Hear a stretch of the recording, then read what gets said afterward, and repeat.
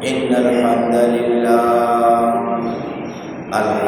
لله نحمده ونستعينه ونستغفره ونؤمن به ونتوكل عليه ونعوذ بالله من شرور أنفسنا ومن سيئات أعمالنا من يهده الله فلا مضل له ومن يضلل فلا هادي له فلن تجد له وليا مرشدا وأشهد أن لا إله إلا الله وحده لا شريك له هو الذي لا ند له ولا ند له لا مثل له ولا مثيل له لا وزير له ولا كفيل له لا شبه له ولا شبيه له وهو الواحد الفرد الصمد لم يلد ولم يولد ولم يكن له كفوا أحد وأشهد أن سيدنا ونبينا وحبيبنا وطبيبنا وطبيب قلوبنا وطبيب أرواحنا وحبيبنا وحبيب ربنا محمد عبد الله ورسوله أرسله بالحق بشيرا ونذيرا وداعيا إلى الله بإذنه وسراجا وقمرا منيرا وقد قال الله تعالى في كلامه المجيد وفي فرقانه الحميد أعوذ بالله من الشيطان الرجيم بسم الله الرحمن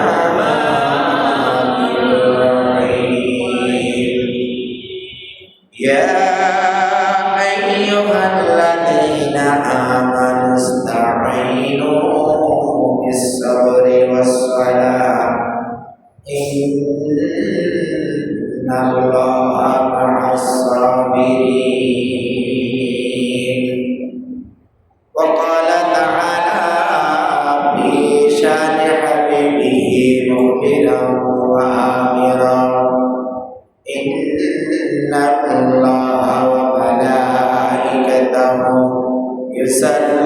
يصلون على النبي يا أيها الذين آمنوا صلوا عليه وسلموا تسليما اللهم صل على سيدنا مولانا محمد وعلى آله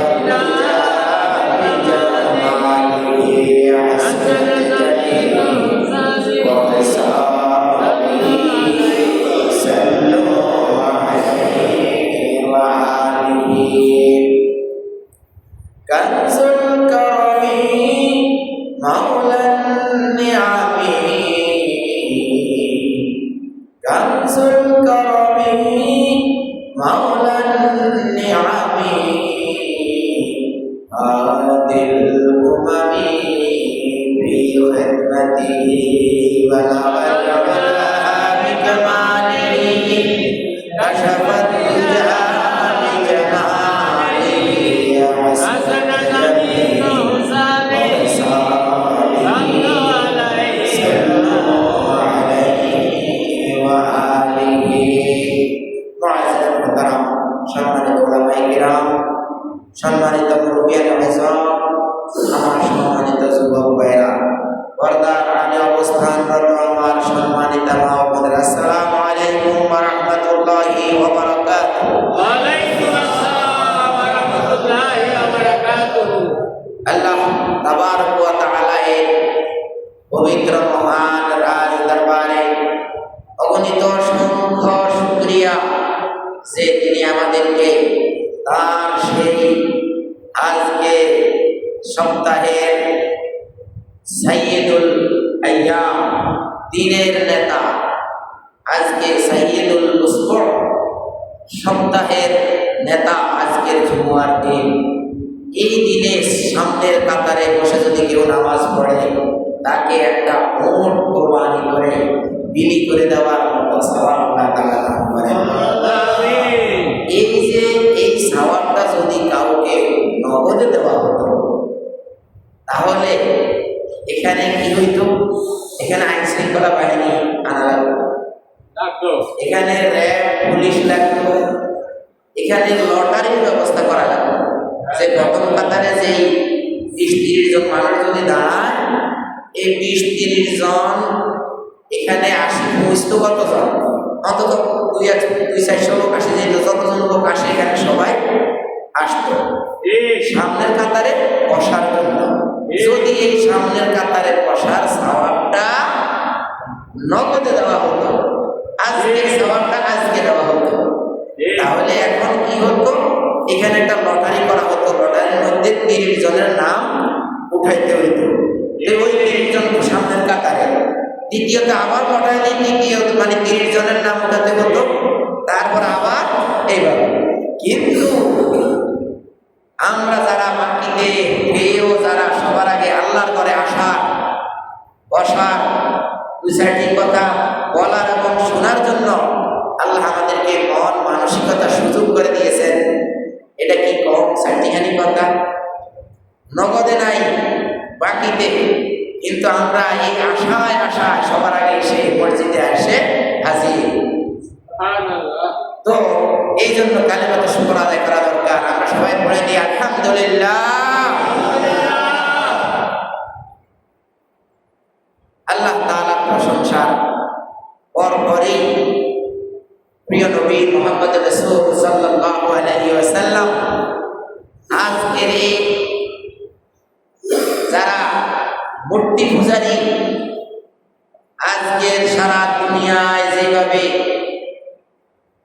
এই ইহুদি নাসারা মূর্তি পূজারীরা যেভাবে মুসলমানদেরকে নিধন করতেছে, মুসলমানদেরকে হত্যা করতেছে, মুসলমানদের ধর্মীয় উৎসব পালন করতে নিষেধাজ্ঞা আইন জারি করতেছে, এটা কিন্তু শুধু এখনই না, এরা প্রিয় নবী মুহাম্মদ সাল্লাল্লাহু আলাইহি সাল্লামকে ওইরকম বহু কষ্ট দিয়েছিলেন।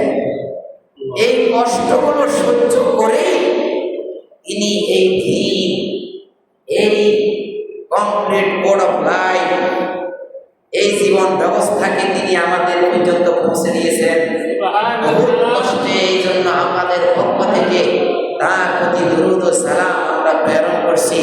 আমরা সবাই পড়ে নেই সাল্লাল্লাহু আলাইহি ওয়াসাল্লাম। হে আল্লাহ, আপনি আমার প্রিয় নবীর উপরে শান্তি বর্ষণ করুন। বাইরা আমার, তারপর পরেই আজকে যারা সারা দুনিয়ায় অত্যাচারিত হচ্ছে, মায়ের কোল থেকে শিশুকে কেড়ে নিয়ে আসে ভারত, সেই ইন্ডিয়ায় মায়ের কোল থেকে শিশুকে কেড়ে নিয়ে আসে, আর তারা একটা রাউন্ড করলো, গোল আকার করলো, মায়েরা চতুর্দিকে বসে কাঁদতেছে তাদের শিশুর জন্য। তারা এই শিশুটাকে এইভাবে উপরের দিকে নিক্ষেপ করে, ধড়াম করে যায় পড়ে ওইখানে 50 হাত দূরে। তারা আবার ওইখান থেকে এইভাবে উপরের দিকে নিক্ষেপ করে, যাই ওইদিকে 50 হাত দূরে ধাম করে পড়ে। এইভাবে নিক্ষেপ করতে করতে করতে করতে ওই বাচ্চাগুলোর হাড়গুলো, শরীরের ভিতরে হাড়গুলো জুসের মতো হয়ে গেছে।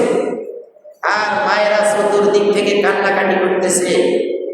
ভাইরা আমার, এই হলো মুসলমানদের উপর অত্যাচার। আর এই মুসলমানরা যখন সর্বপ্রথম ইবনে কাসিম, মোহাম্মদ বিন কাসিম যখন এই ভারত উপমহাদেশে এসে প্রথম ভারত আক্রমণ করে এবং ভারত বিজয় করে, মাত্র একটা নারীকে হেনস্থা করার কারণে, একজন মুসলিম নারীকে হেনস্থা করার কারণে সেই মোহাম্মদ বিন কাসিম সে আরব থেকে এসে এই ভারতকে বিজয় করে। কিন্তু সেখানে ইতিহাসে তো এমন একটা লোককেও সে হত্যা করেছে অন্যায়ভাবে, একটা শিশুকে হত্যা করেছে, একজন বৃদ্ধাকে হত্যা করেছে, একজন বৃদ্ধকে হত্যা করেছে। আজকে দেখা যায় বৃদ্ধ লোকেরা নামাজ পড়তেছে, পিছন থেকে এসে ধাম করে লাথি দিতেছে এই ইন্ডিয়া, এই ভারত। আর এরাই আবার আমাদের দেশে ওই যে লেখনের যারা লেখায়, যারা খবরে লেখে, বিভিন্ন পত্র পত্রিকা লেখে, তারা লেখে যে পুরা ইন্ডিয়া খুঁজে একজন লোক পাওয়া যাবে না যারা বাংলাদেশকে মহব্বত করে। পুরা ইন্ডিয়া খুঁজে একটা লোককে পাওয়া যাবে না যে ইন্ডিয়াকে ভালো না বেসে বাংলাদেশকে ভালোবাসে। এরকম একটা লোক পুরা ইন্ডিয়া, বাংলাদেশের মতো প্রায় 18-19টা বাংলাদেশের মতো সমান ইন্ডিয়া, সেখানে একটা লোক পাওয়া যাবে না। অথচ বাংলাদেশে যদি আপনি তথ্য নেন, তালাশ করেন, প্রায় 4-এর 1 3-এর 1 মানুষ বাংলাদেশ থেকে ইন্ডিয়াকে বেশি ভালোবাসে।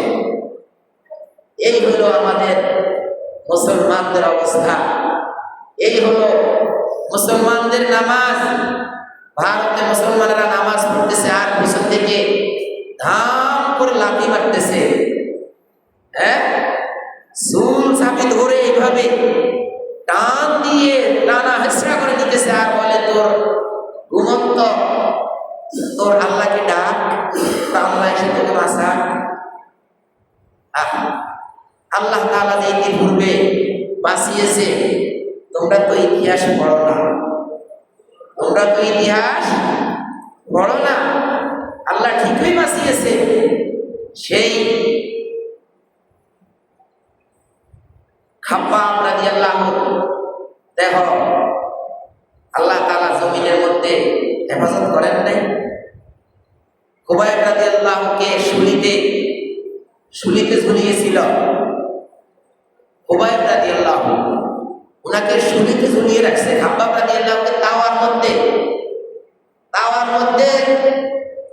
ওই মাছ, যেমন আমরা তাওয়ার মধ্যে কি করি, ভাজি করি, এরকম ভাজি করে ফেলাইছে কি খাব্বাব রাদিয়াল্লাহুকে। খুবাইব রাদিয়াল্লাহুকে ঝুলিয়ে রেখেছে আপনার সেই এক নির্জন ঘরে। রাসূলুল্লাহ সাল্লাল্লাহু আলাইহি ওয়াসাল্লাম বললেন, কে আছো? তোমার ভাই খুবাইবকে তোমরা নিয়ে আসবে। রাসূলের এক তরুতাজা, এক শক্তিশালী সাহাবী বললেন যে হুজুর আমি আনবো ইনশাআল্লাহ। এইভাবে তিনি যখন ওইখানে গেলেন, শক্তিশালী এক ঘোড়া নিয়ে গেলেন, দেওয়ার পরে ওই ঘরের ভিতর থেকে খুবাইব রাদিয়াল্লাহু সেই ঝুলন্ত ফাঁসি দিয়ে ঝুলিয়ে রেখেছে সেই লাশ যখন নিল, নেয়ার পরে যখন নিয়ে সে মদিনার দিকে চলল, তখন এক পর্যায়ে গিয়ে তারা পিছন থেকে ধাওয়া করতে করতে করতে করতে ওই লোকটাকে যখন আর ধরে ফেলল, বেশি বাকি নাই, তখন সে খুবাইব রাদিয়াল্লাহুর লাশকে আল্লাহ তাআলার কাছে সমর্পণ করলেন আর বললেন, আল্লাহ আপনার এই গোলামের মৃতদেহ আপনি গ্রহণ করেন বলে যখনই খুবাইব ওই ঘোড় সওয়ারি যখন মাটিতে ফেলল, তখন এই মাটি তাকে হা করে মাটি বাস ভিতরের দিকে নিয়ে গেল। ওই ইহুদি কাফেররা আর ওই সাহাবী খুবাইব রাদিয়াল্লাহুর দেহকে আর পেল না। তাহলে আল্লাহ কি হেফাজত করেন নাই? করছে। কোরআন শরীফকে নর্তকীদের পায়ের নিচে কোরআন শরীফকে এভাবে ছিঁড়ে আর বলে যে তোর রবকে, তোরা তোদের রবকে ডাকো। আর এখান থেকে তোমাদের কোরআন শরীফ নাকি ইন্না নাহনু নাযালনা যিকরা ওয়া ইন্না লাহু লাহাফিজুন, এই কোরআনকে আল্লাহ বলেন আমি অবতীর্ণ করেছি এবং আমি তাকে হেফাজত করব। এই বলে আল্লাহ তাআলার এই কোরআনের আয়াতটাকে তারা স্মরণ করে আর বলে যে আজকে দেখি তোমার রব তো বলছে সে নিজে হেফাজত করবে, আজকে দেখি হেফাজত করুক। তো কিছুক্ষণের মধ্যেই সেই সাগরের পাড়ে ফেন্সের আয়োজন করছে, কোরআনকে মায়ের নিচে ছিঁড়ে ছিঁড়ে নিক্ষেপ করতেছে। আর কিছুক্ষণ পরে সাগরের উপর থেকে শাঁসা করে ঘূর্ণিঝড় এসে তাদের ওই নাট্যমঞ্চ সব উড়িয়ে সব তছনছ করে দিয়েছে। সে আমার রব, সে আমার আল্লাহ। আমার আল্লাহকে সেভ করতে পারে না? সেভ করতে পারে। সেই 1000 বদরের যুদ্ধে 1000 লোক যখন 313 জন নিরস্ত্র, মাত্র 14টা তলোয়ার, 2-4টা ঘোড়া, আর কিছুই নাই তাদের কাছে। সবগুলো কি? খেজুরের ডাল, খেজুর গাছের ঢাল। এই খেজুর গাছের ঢালের বাড়িয়ে সে তলোয়ারের মতো দ্বিখণ্ডিত হয়ে গেল। আমার আল্লাহ কি সাহায্য করে নাই? হুনাইনের যুদ্ধে ফেরেশতা নাজিল করেন নাই আসমান থেকে? করেছেন। এইভাবে আল্লাহ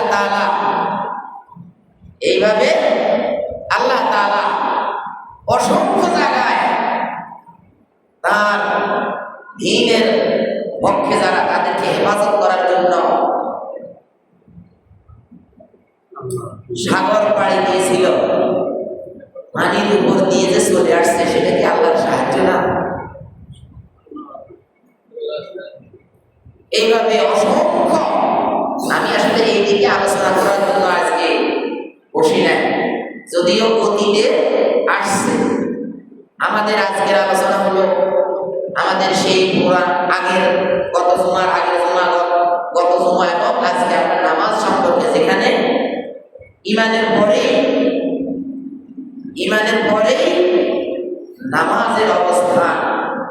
একজন ব্যক্তি ইমান আনার সাথে সাথে তার উপরে নামাজ, সালাত ফরজ হয়ে পড়ে।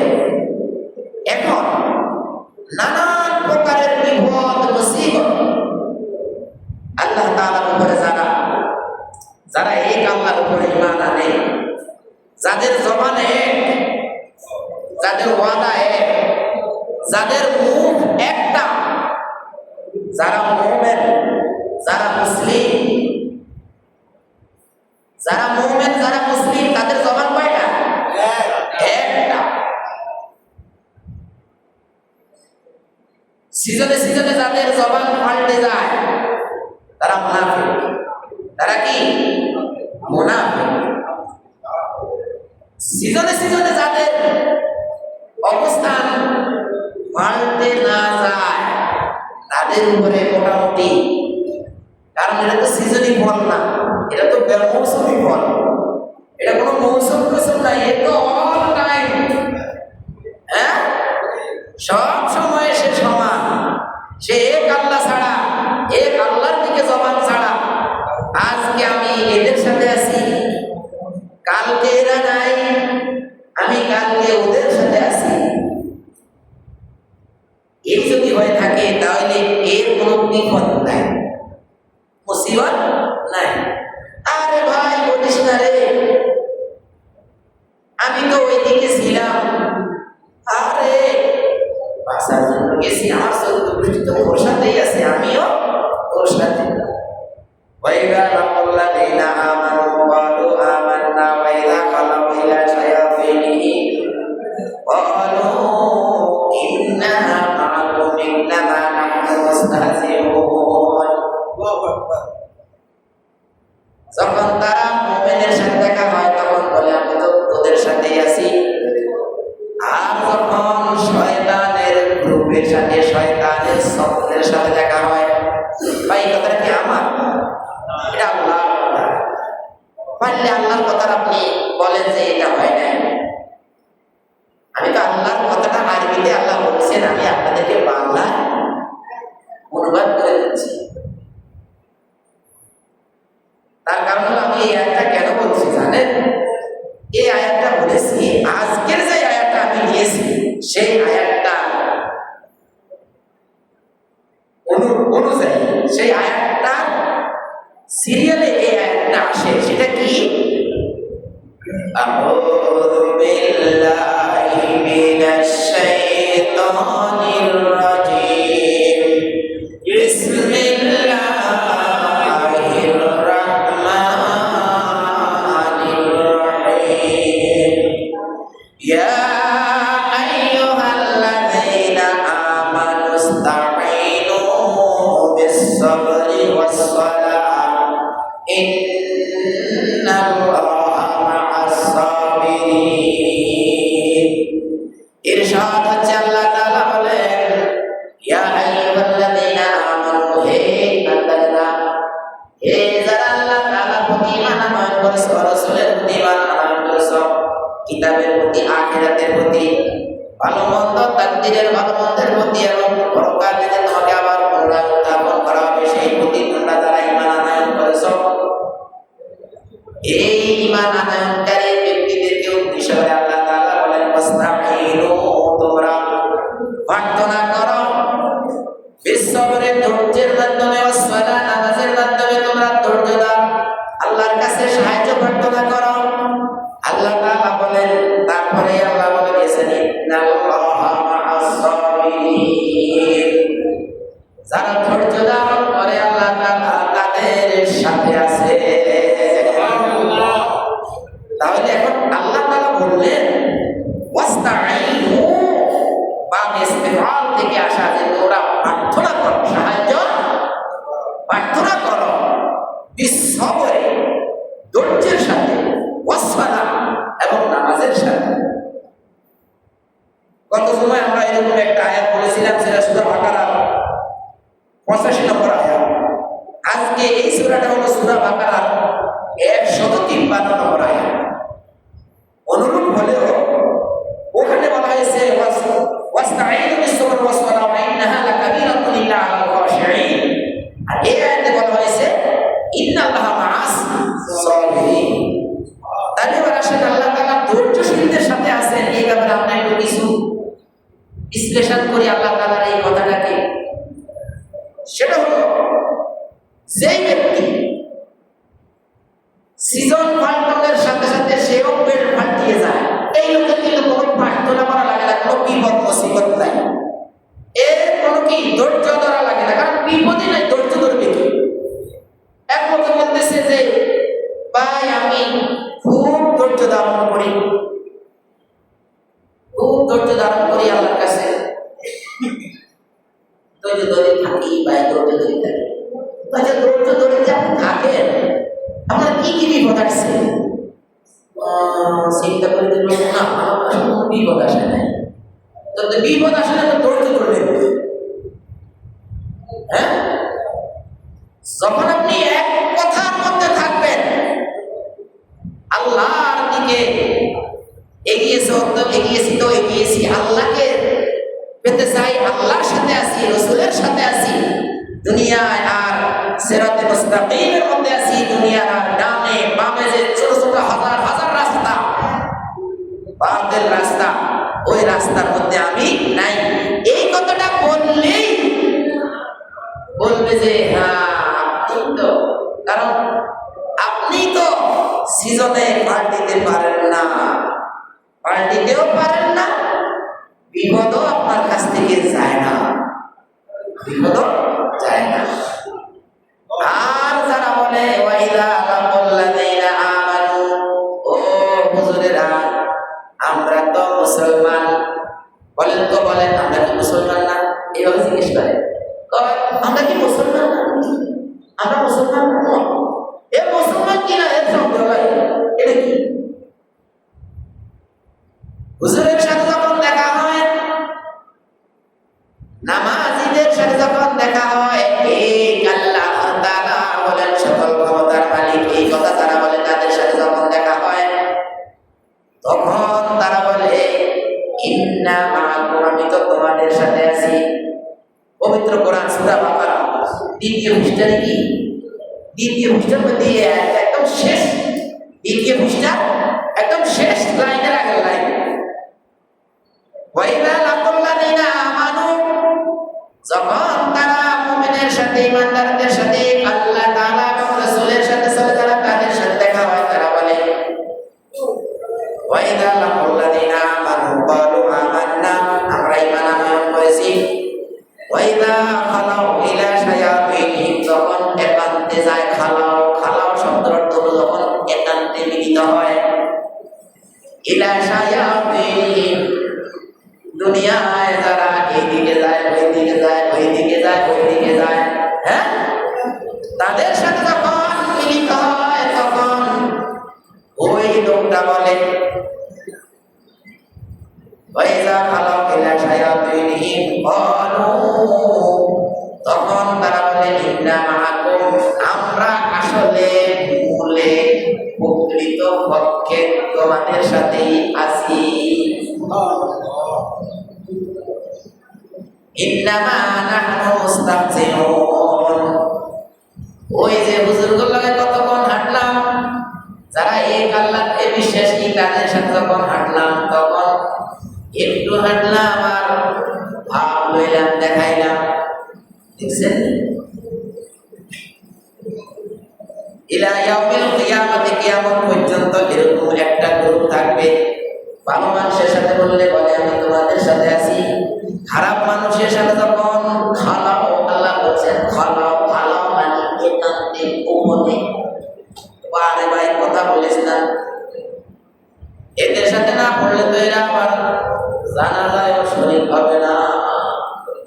কি বলবে, এদের তো জানাজায়ও শরীক হওয়ার প্রয়োজন নেই, কারণ এটা সরাসরি আল্লাহ রাসূলের বিরুদ্ধে কথাবার্তা বলে, হ্যাঁ, আল্লাহ এবং রাসূলের বিরোধী কথাবার্তা বলে সরাসরি।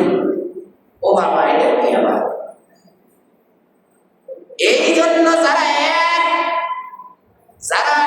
এক এবং এই আল্লাহতে বিশ্বাসী তাদের উপরে মুসিবত আসতেই পারে। সেই জন্য আল্লাহ বলেন ইয়া আইয়ুহাল্লাযীনা আমানু, ও যারা ঈমান আনয়ন করেছো, এক কথার মধ্যে রয়েছো, তুমি কি করবে? ইস্তাঈনু, বিপদ তোমার আসতেই পারে, তুমি সাহায্য প্রার্থনা করো, বিসসবরি ওয়াস সালাত, ধৈর্যের মাধ্যমে এবং নামাজের মাধ্যমে তুমি আল্লাহর কাছে সাহায্য চাও। ইন্নাল্লাহা মা'আস সাবিরিন, আল্লাহ তাআলা ধৈর্যশীলদের সাথে আছেন।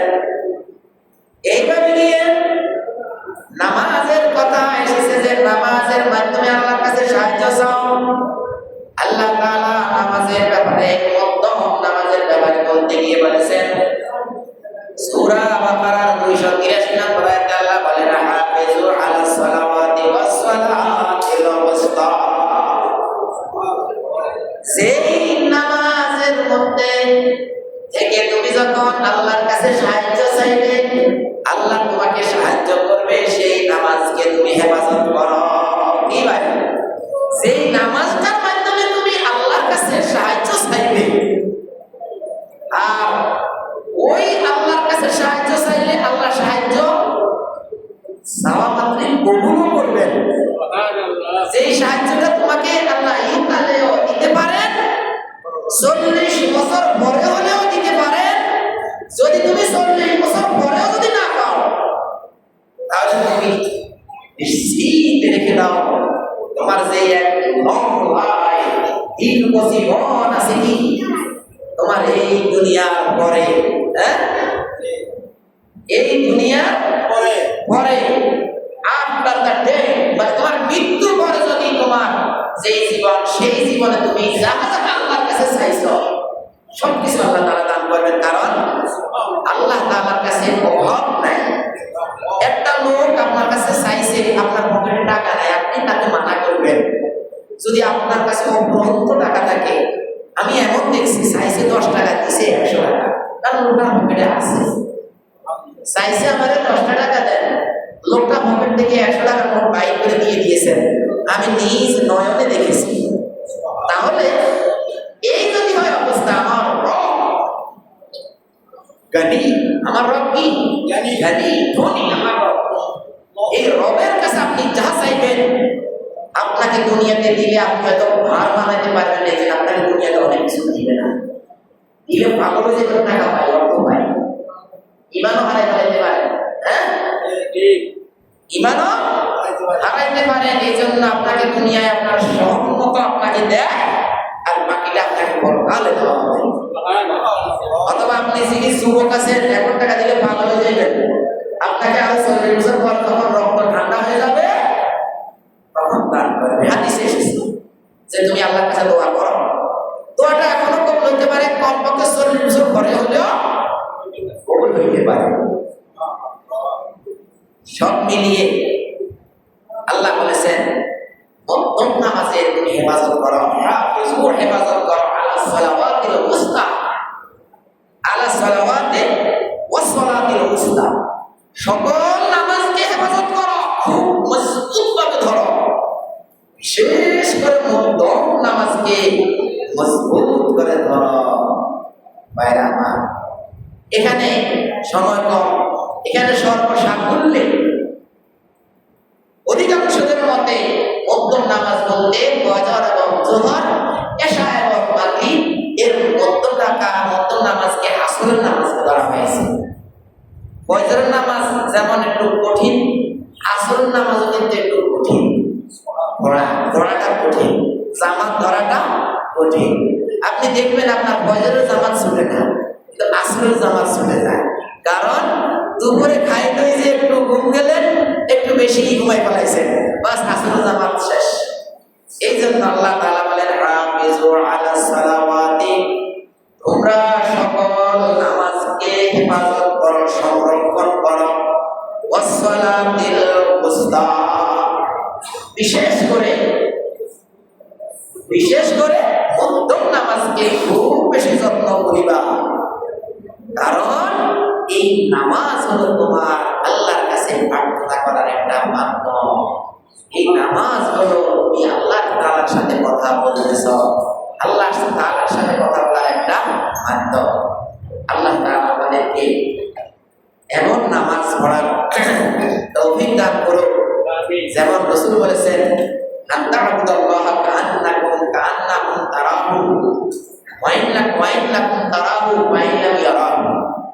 মানে জিবরাইল আলাইহিস সালাম এসে, হাদিস ইব্রাহিম এসেছে, আনতা'বুদাল্লাহা কাআন্নাকা তারাহু, তুমি আল্লাহ তাআলা ইবাদত এমন ভাবে করবে যেন তুমি আল্লাহকে দেখতেছো।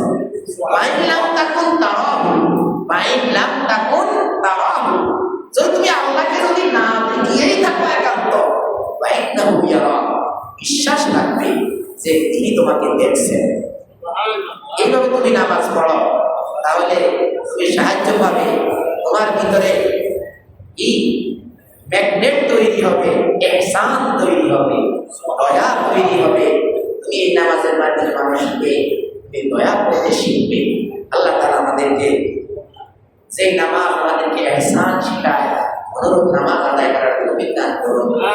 আমিন। ওয়া আখিরু দাওয়ানা আলহামদুলিল্লাহি রাব্বিল আলামিন। আসসালামু আলাইকুম।